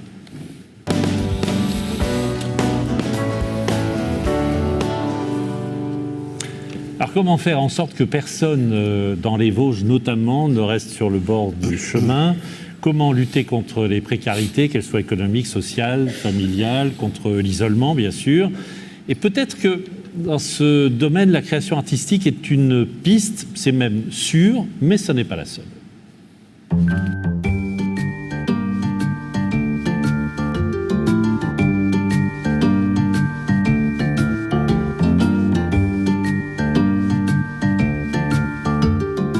Alors, le projet Fibre, c'est un projet artistique, mais avec une dimension sociale et notamment en direction de l'insertion. Dans un département qui a connu la grande époque du textile, c'est inscrit dans l'ADN de notre département. Donc l'idée, c'était de partir de la fibre pour parler de notre passé, mais aussi se servir de ce prétexte pour permettre à un certain nombre de personnes de se croiser, de croiser également le champ culturel et le champ de l'insertion sociale. Donc il s'agissait pour beaucoup de ces personnalités un peu éloignées de construire des objets avec du textile. Ça a permis de créer un espace tout à fait particulier qu'on espérait pouvoir créer un jour, nous la compagnie, c'est-à-dire un espace d'accueil des tout-petits qu'on a appelé l'espace moelleux. Et dans cet espace moelleux, ces 5 ateliers artistiques ont créé des objets textiles que les enfants peuvent toucher, manipuler à l'issue du spectacle. Alors cette chose-là, on l'appelle le rideau textile. Ça a été réalisé par un atelier avec des personnes en situation de handicap. Certaines savaient faire des nœuds, certaines ne savaient pas. Et on a un rideau textile dans lequel passent les enfants quand ils arrivent dans la salle de spectacle ou dans l'espace moelleux. Ce qui me semble la chose la plus importante, c'est les rencontres et puis se découvrir des capacités qu'on ne pensait pas avoir. Ce qui est bien, c'est montrer ce que les gens savent faire. Ils croient qu'ils ne savent pas faire alors qu'ils savent très bien. Il faut qu'ils s'y mettent, c'est tout. Il y a des personnes qui disent bon, on est bonne à rien alors qu'on est bonne pour certaines choses. Des personnes se sont découvertes capables de communiquer, d'échanger, de fabriquer et de faire partie d'une chose collective. Et ça a vraiment déclenché des prises de confiance qui sont même allées jusqu'à trouver un emploi ou déménager. Voilà, ça fait vraiment un effet qui va bien au-delà de l'aspect purement artistique. Et c'est bien pour les gens qui ne sortent pas, qui quand ils viennent ici, ils apprennent et puis vivre avec des personnes qu'on ne connaît pas. Parler avec des personnes qu'on ne connaît pas, ça c'est super bien. J'habite dans un village, je ne bouge pas du tout de chez moi, c'est vraiment un petit village qui a 45 km d'ici. Et je sors maintenant, je sors avec eux, on fait des ateliers et ça me plaît énormément de venir, ça me sort. Avant je ne parlais pas du tout, maintenant aux ateliers des fois on me dit tais-toi un peu parce que tu n'arrêtes plus. On essaie de sortir ces personnes de leur isolement, on essaye par palier de les faire évoluer vers des pratiques et des habitudes constructives et qu'à la fin, l'idée c'est qu'ils puissent intégrer un cadre d'emploi et participer en ce sens à l'attractivité de notre territoire. Le moment le plus magique, ça a été le moment où ces faiseurs se sont retrouvés à découvrir leurs objets manipulés par des tout-petits. C'est ça le projet au départ. Et puis découvert ensemble le spectacle. Il était beau le spectacle. C'était bien fait. On voyait que la partie travail, on a vu après ce qu'il a fait après. C'était très joli, c'est très beau. Hein. Ils ont bien travaillé.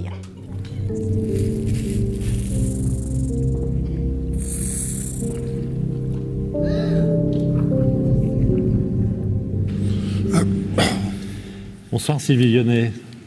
C'est génial ce que vous faites. Bonsoir. Je ne sais pas si c'est génial, mais ça a été une vraie aventure artistique et humaine.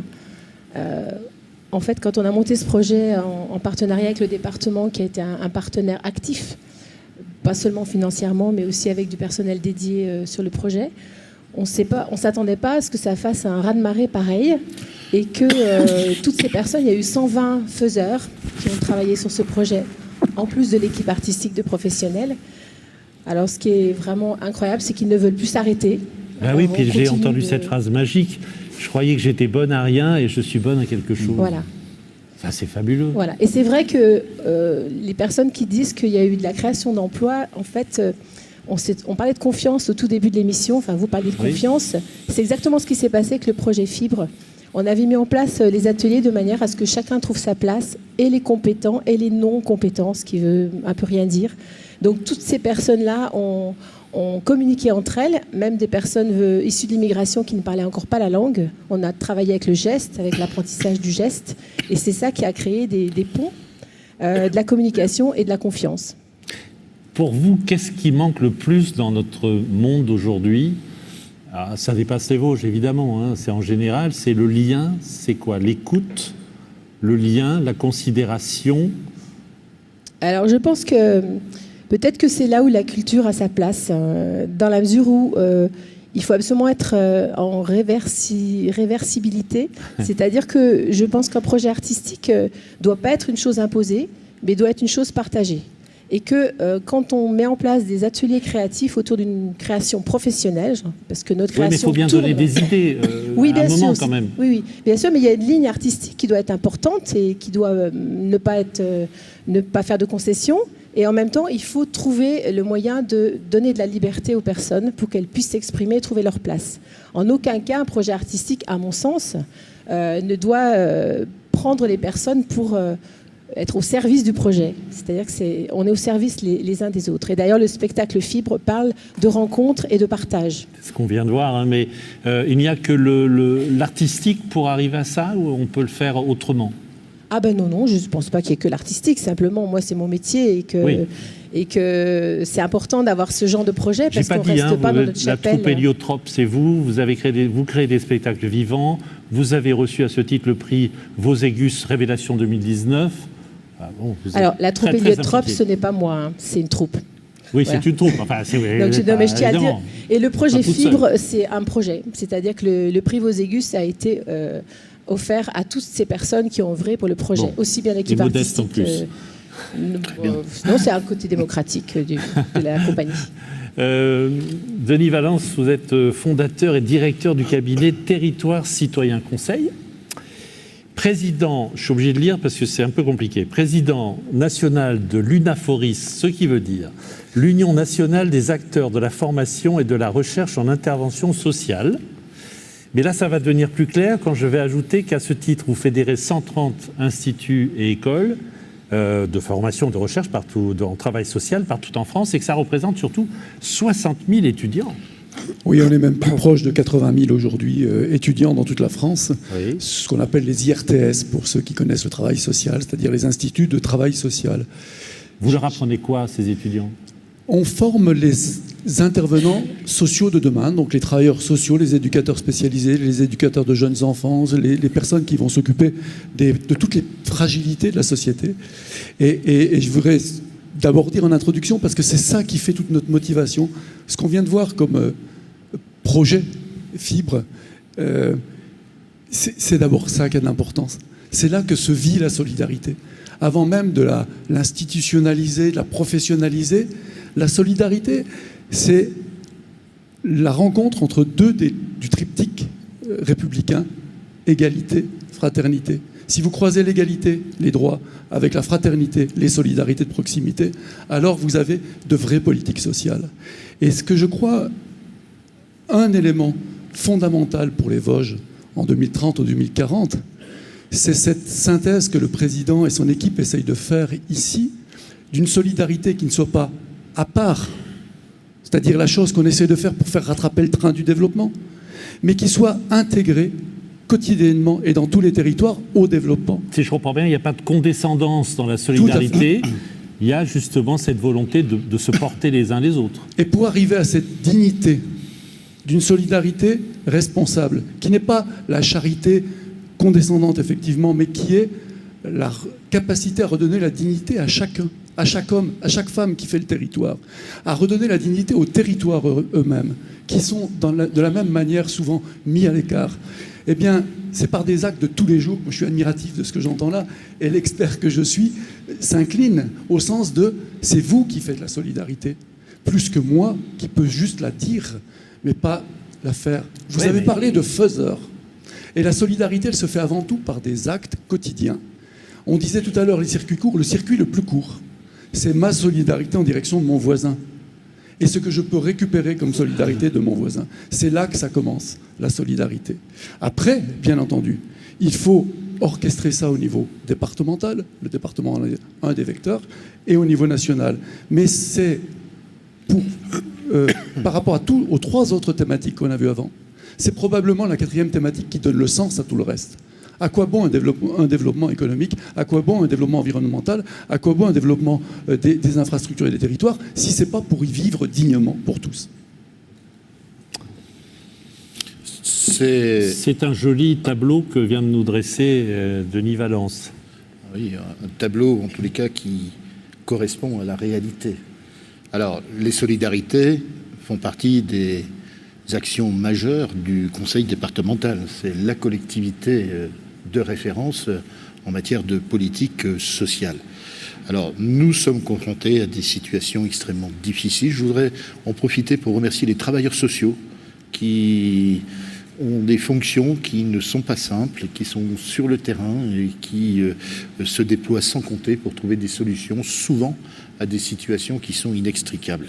Alors, l'idée des solidarités, c'est effectivement d'intervenir quand on doit intervenir le plus rapidement possible, mais ce n'est pas une fin en soi. L'idée consiste à redonner de l'autonomie à ces publics concernés. Pour vous donner un chiffre, il y a plus de 10 000 bénéficiaires du RSA dans le département des Vosges. Il faut véritablement que l'on se mobilise encore davantage pour assurer une reconversion par l'économie. Et notamment, cette reconversion par l'économie pour redonner de la dignité, de l'autonomie au public concerné, eh bien, ça passe souvent par des phases de palier. Et notamment le projet et le travail que réalise Sylvie Lyonnais est tout à fait remarquable. Ce sont souvent des publics qui sont assez loin de l'emploi. Et il faut déjà les prendre en charge pour leur redonner confiance en eux, leur redonner une dignité. Et ensuite, c'est tout un parcours. C'est la raison pour laquelle nous croyons beaucoup au département dans les associations intermédiaires qui font un travail tout à fait remarquable pour essayer de réinsérer tous ces publics. Je vais juste rajouter qu'ils sont loin de l'emploi, mais ils sont loin de la culture dans le sens artistique. Hein. Et on se rend compte qu'avec un projet culturel qui est quand même en direction des tout-petits, donc pas forcément facile à appréhender pour ces personnes, ce qui ressort en fait du projet Fibre, c'est le respect, la confiance et la bienveillance. Ça a été impressionnant pour moi que les travailleurs sociaux justement qui encadraient ces groupes sont extrêmement bienveillants par rapport aux personnes et il y a eu une bienveillance tout le long du projet qui a permis qu'on arrive à ce résultat. C'est du concret. C'est du concret. Ce ne sont pas des valeurs qu'on trouve naturellement dans la société en 2019. La bienveillance, le regard sur l'autre, on est plutôt tourné vers soi. Peut-être plus qu'on ne pense. Je pense que, effectivement, ce qu'on en voit trop souvent, c'est l'individualisme, le recentrage sur soi, le repli, etc. Mais peut-être le moi d'abord, surtout. Le moi d'abord. Peut-être on ne regarde pas suffisamment tout ce qui bouillonne dans beaucoup de lieux. Est-ce que le président Vincent évoquait du rôle du département, de toutes ces équipes de travail social, d'orchestrer les 4 ou 5 conditions pour que ces actes-là puissent se valoriser. 1, l'accueil des personnes et une écoute, une bienveillance dans l'accueil des personnes, une compréhension de leurs problématiques globales.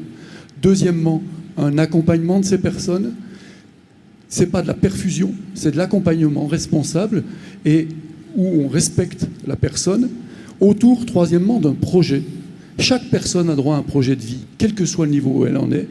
Et ce projet de vie, il va rencontrer, quatrièmement, le projet du territoire. Et il va permettre des interactions directes. Et là, le département et ses travailleurs sociaux peuvent s'effacer progressivement parce que les liens se retissent. Une société de liens plus que de biens. Une société qui redonne l'avantage et la priorité à la relation entre les gens. Et alors là, le pari est gagné. Le département a fait son rôle de « j'accompagne la personne dans le moment où elle a des difficultés », mais je ne l'accompagne pas pour la perfuser, je l'accompagne pour la remettre grâce à ses propres capacités et à sa participation active dans un champ de relations locales. Et donc, vis-à-vis de nous tous, citoyens, nous avons un rôle d'être le miroir de réciprocité qu'évoquait Sylvie tout à l'heure, c'est-à-dire de renvoyer à ces gens-là ce que peut-être d'autres nous ont envoyé avant, qui nous permettent d'être ce que l'on est aujourd'hui. Il y a beaucoup de Sylvie Lyonnais dans le département des Vosges, Président. On pourrait en avoir plus, j'en suis convaincu. Mais il y a effectivement beaucoup de responsables associatifs qui réalisent un travail tout à fait remarquable. Mais en fait, les compagnies qui vivent dans les paysages ruraux, on se pose beaucoup de questions et on n'est pas que sur la problématique des Vosges. Il y a d'autres, il y a la Meuse, enfin voilà, on en a d'autres. Hein. Et c'est un vrai enjeu pour les compagnies de se maintenir dans d'être résident dans un département comme ça, parce qu'en fait, ça facilite énormément le travail. On est sur place, quoi. C'est tout bête, hein, mais on parlait des distances. Oui, mais une compagnie qui habite à Metz ou à Nancy, c'est beaucoup plus compliqué. Donc, c'est important que les départements soutiennent les compagnies pour qu'elles restent pour faire ce travail Alors j'ai vu qu'il vous a écouté avec beaucoup d'attention. Le tout jeune docteur Pierre Renaud, médecin installé. Alors vous êtes à la fois à Remiremont et à Épinal, c'est ça? Alors oui, je suis praticien hospitalier au centre hôpital de Remiremont et au CHU de Nancy. Donc moi je suis un médecin général, spécialiste de médecine de l'exercice et du sport. Et qu'est-ce qui vous a donc poussé à devenir médecin aujourd'hui? Oula, je ne m'attendais pas à ça. Moi, j'ai un parcours en plus un peu atypique. Avant de commencer d'aller faire de la médecine, je suis allé faire de la faculté du sport parce que je m'en sortais plutôt bien à l'école. Je faisais du sport, donc on m'a dit va faire prof de sport. J'ai dit c'est ok. pas incompatible à la médecine et le sport. Non, pas du tout. Et puis l'enchaînement va très bien se passer justement. Et puis finalement, la faculté du sport n'était pas tant fait pour moi que ça. Donc je suis reparti vers la faculté de médecine. J'ai refait mes études et je suis devenu médecin. Pas par vocation, parce que le métier m'intéressait et il y a eu un gros changement dans ma carrière entre mes études et mon installation après. Au départ, la pratique vous a donné de la vocation finalement, c'est ça? Oui, non, c'est surtout que j'ai abordé la médecine totalement différemment. C'est-à-dire qu'en médecine, on nous a formés d'une certaine façon, avec une certaine culture, un certain mode opératoire. Et finalement, une fois que je me suis installé, on se rend compte qu'on est très peu sur de la prévention primaire, c'est-à-dire prévenir l'apparition des maladies.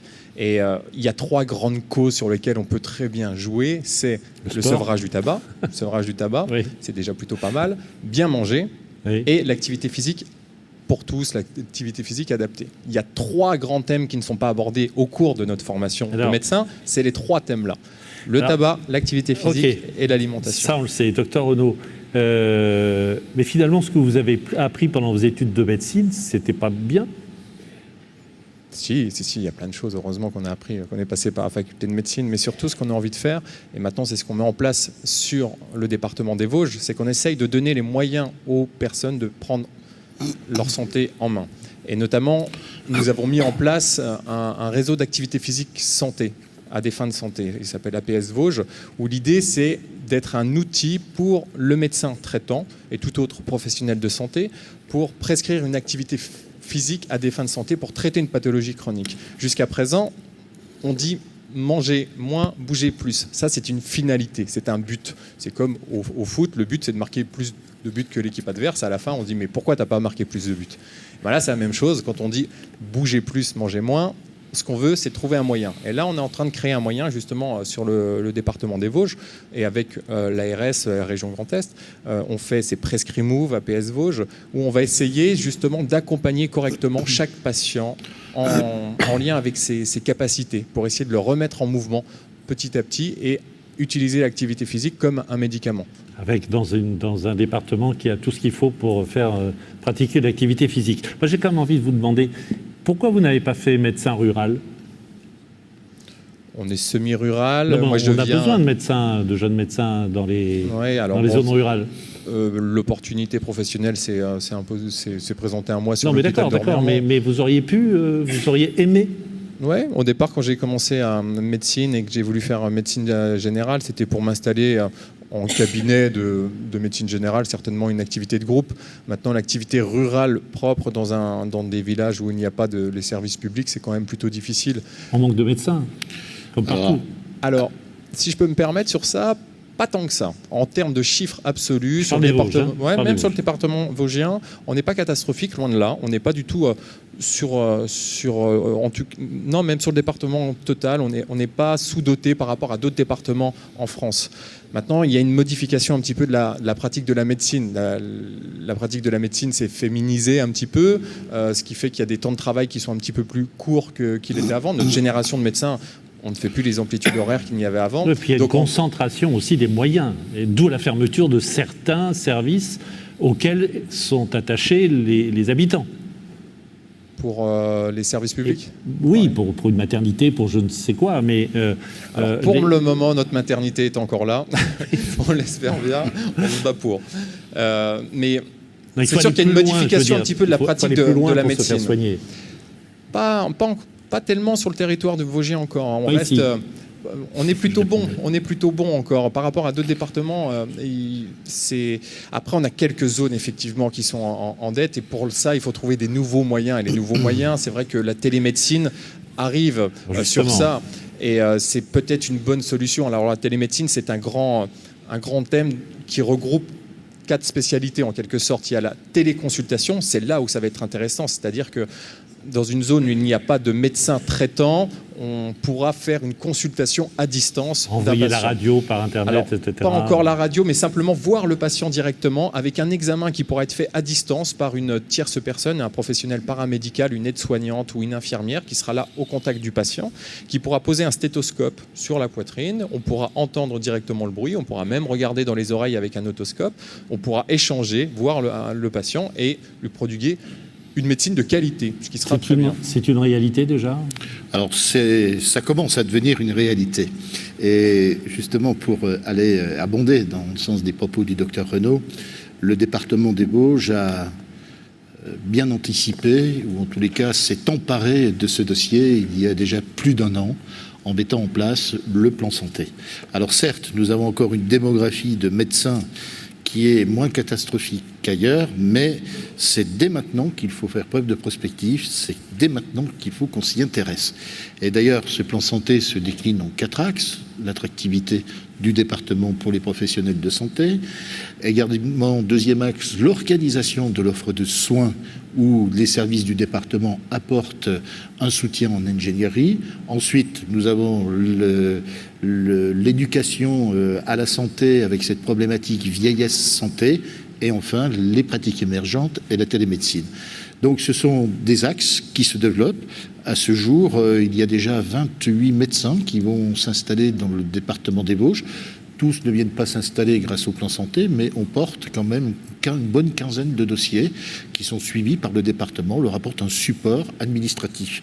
Au niveau de la télémédecine, à l'occasion de l'une des dernières commissions permanentes, nous avons voté 18 dossiers, notamment pour des EHPAD, où on veut développer médecine de ville au sein des EHPAD notamment, que les EHPAD puissent être ouverts aux praticiens de ville.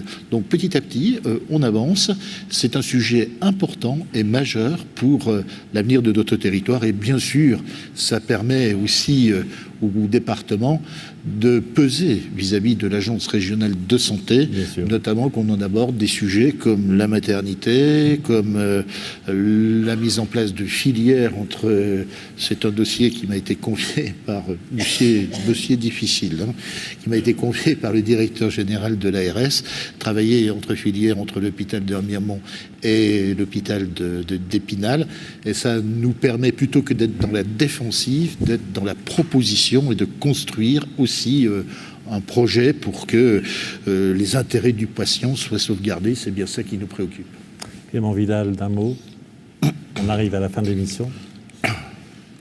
Oui, pour rebondir sur ce que disait le docteur Renaud, ça m'a rappelé la philosophie de base de la médecine chinoise où un bon médecin n'a pas de patient. Parce que tout est basé sur la prévention. Et donc, ce qu'il faut essayer, c'est de prévenir que les patients aient des maladies. Mettre au chômage, quoi. C'est ça. Mais non, justement, parce que c'est quand même du travail pour faire de la bonne prévention. On a bien compris. Moi, je demande que ça, d'être au chômage par rapport à la médecine. Hein. Parce que dans les données un petit peu sur la vieillesse, c'est vrai qu'on a une espérance de vie qui augmente un petit peu en France, hein, mais on a l'espérance de vie sans incapacité qui diminue, c'est-à-dire espérance de vie en bonne santé. On est à peu près sur 80 ans, grosso modo, sur l'espérance de vie. On est à peu près sur 60 ans en France sur l'espérance de vie en bonne santé. Et ça diminue à peu près depuis 10 ans. C'est-à-dire qu'on est malade de plus en plus tôt. Et donc c'est ça où c'est inquiétant un petit peu. Et c'est là encore, je reviens moi sur la promotion de l'activité physique à des fins de santé. Je ne parle pas de sport, je parle vraiment d'activité physique à des fins de santé. Bien manger, donc c'était ce qu'on avait avant sur les plateaux précédents. Et la stimulation sociale avec le projet FIM, là je trouve ça merveilleux. Nos personnes qu'on peut ressortir une stimulation, ils sortent, ils vont bouger, ils vont discuter. Tout est fait. Tout est fait. Et on est vraiment... vive les Vosges, quoi. Demain, tous au footing, hein, vous avez bien compris. Hein. Je me permets juste en 2 mots de souligner le parallèle très étroit entre ce qu'on a entendu dans la deuxième partie du plateau et dans la première partie, entre la santé et le social. S'appuyer sur les gens, croire en les gens. Le meilleur service qu'on puisse rendre aux gens, c'est leur dire « je crois en ta capacité de faire » et s'appuyer sur leur capacité pour la prévention. On peut faire le parallèle beaucoup entre santé et social. Président Vincent, ça en fait des défis. Beaucoup de défis. On peut faire une petite conclusion. Petite conclusion. Sur le travail qui nous attend d'ailleurs. Nous avons abordé un panel de sujets. Bien sûr, ce n'était pas exhaustif. Enfin, nous avons mis l'accent sur un certain nombre d'enjeux majeurs et qui doivent nous aider en fonction de notre expérience, car en fait, présider un conseil départemental, c'est enrichir son expérience tous les jours. En tous les cas, je conçois mon mandat de cette façon. Et je dirais simplement qu'il faut qu'on prépare l'avenir en ayant confiance et aussi avec enthousiasme. C'est un point aussi très important pour notre département. Et l'enthousiasme, on le crée à partir du moment où on a un bon projet, un projet réaliste. On n'est pas non plus Madame Irma, on ne va pas regarder dans une boule de cristal, mais on veut additionner les bonnes pratiques, additionner les sujets pour bâtir un projet qui fixera la trajectoire jusqu'en 2030. Alors, en guise de conclusion, eh bien, le département, alors pas uniquement le conseil départemental, mais le département a besoin de vous. On a besoin de vos expériences. Le département a besoin de vos talents. Le département a besoin de votre imagination pour construire un projet pragmatique. On va terminer dans quelques mois notre plan Vosges Ambition 2021, qui était déjà une première épure. Nous avons répondu à des défis tels que nous sommes en train de répondre à des défis tels que le numérique, sur des défis sur l'aménagement du territoire, bref. Et maintenant, il faut qu'on voit encore plus loin et on a besoin de la pierre de tout le monde, donc c'est dans un esprit de rassemblement et d'unité que je souhaite, dans les mois qui viennent, pouvoir compter sur vous. Je veux remercier les élus du département qui réalisent un travail tout à fait remarquable et le tout dans la bonne entente. Les budgets, jusqu'à maintenant, sont votés à l'unanimité. C'est pas si mal, parce qu'on écoute tout le monde apporte sa pierre. Ensuite, au niveau du département, je tiens aussi à remercier tous les collaborateurs, et notamment les équipes de la prospective qui réalisent un travail tout à fait remarquable et tout à fait essentiel. Alors on va se mettre au travail, il y a beaucoup de défis, c'est le concret qui va guider notre action. Le département le mérite, les Vosgiennes et les Vosgiens aussi. On se retrouve dans 10 ans, on fait le point. Peut-être même avant. Vous me l'avez promis tout à l'heure. Alors, vous avez vu les croquis, là, notre amie dessinatrice de l'école Ombeline au secours. On les a vus, vous les avez vus derrière nous, on peut les regarder. On peut les regarder, les croquis. Alors, je ne sais pas si on peut les regarder, vous les avez probablement vus pendant toute cette émission. Et puis, alors, il y a le dessin, alors, en voilà un, tiens. Et puis, il y a le dessin, et puis aussi, il y a la musique. Parce que c'est important, la musique, et je pense que Sylvie Lyonnais ne va pas me contredire. Elle crée du bien-être, la musique, elle crée de l'enthousiasme. Et puis quand Adolphe Sax, un petit moment d'histoire, a inventé un instrument qui porte son nom, qui est le saxophone, il voulait qu'il reproduise toutes les harmoniques de la voix humaine et sa capacité à exprimer des émotions et des sentiments. Et c'est un beau générique de fin que nous offre ici Fabrice Loher. Je voudrais vous remercier, pendant qu'on commence à l'écouter, je voudrais vous remercier toutes et tous, mesdames, messieurs, vous qui étiez dans cette salle et vous derrière votre écran de télévision. Remercier Via Vosges, ses équipes, son directeur évidemment, mon ami Dominique Renaud. Allez-y, allez-y. Le réalisateur Vincent Louis, ses équipes en plateau, Stéphanie qui était sur notre script ici, tous les intervenants, puis vous, le président François Vincent, avec les équipes du département, dont Magali Six, qu'on embrasse parce qu'elle n'a pas pu être là ce soir, on le regrette bien. Et, on l'embrasse bien fort. Et on l'embrasse bien fort, et moi je vous salue bien fort aussi. Merci. Merci.